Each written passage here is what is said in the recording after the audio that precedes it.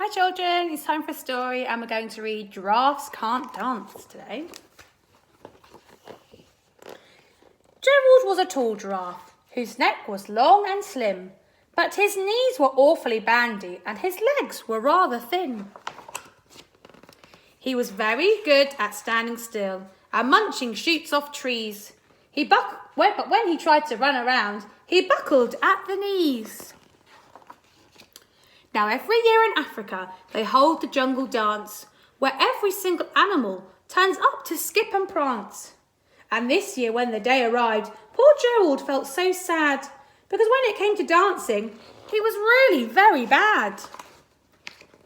The warthogs started waltzing, the rhinos rock and rolled, the lions danced a tango, which was elegant and bold. The chimps all did a cha-cha with a very Latin feel, and 8 baboons then teamed up for a splendid Scottish reel. Gerald swallowed bravely as he walked towards the floor, but the lions saw him coming and they soon began to roar. "Hey, look at clumsy Gerald," the animals all laughed. "Giraffes can't dance, you silly fool. Oh, Gerald, don't be daft." Gerald simply froze up. He was rooted to the spot. "They're right," he thought. "I'm useless. Oh, I feel like such a clot." So he crept off from the dance floor and he started walking home. He'd never felt so sad before, so sad and so alone.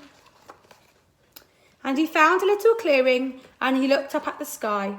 "The moon can be so beautiful," he whispered with a sigh.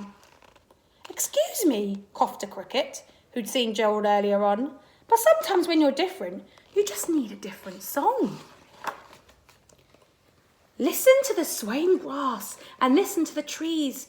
To me, the sweetest music is those branches in the breeze. So imagine that lovely moon is playing just for you. Everything makes music if you really want it to." With that, the cricket smiled and picked up his violin. Then Gerald felt his body do the most amazing thing. His hooves had started shuffling, making circles on the ground. His neck was gently swaying and his tail was swishing round. He threw his arms out sideways and he swung them everywhere. Then he did a backward somersault and leapt up in the air. Gerald felt so worried. His mouth was open wide. "I am dancing, yes, I'm dancing. I am dancing," Gerald cried.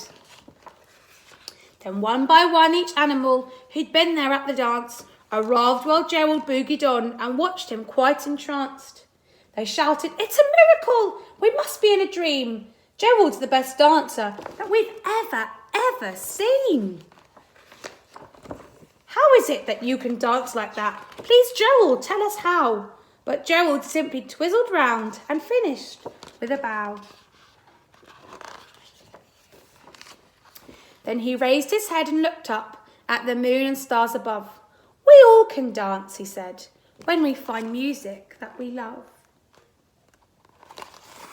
That was a really great story. I loved it. And I loved how happy Gerald was at the end. So a good message in there. Sometimes we don't have to be exactly the same as everybody else, but do something a little bit different and then it always works out better.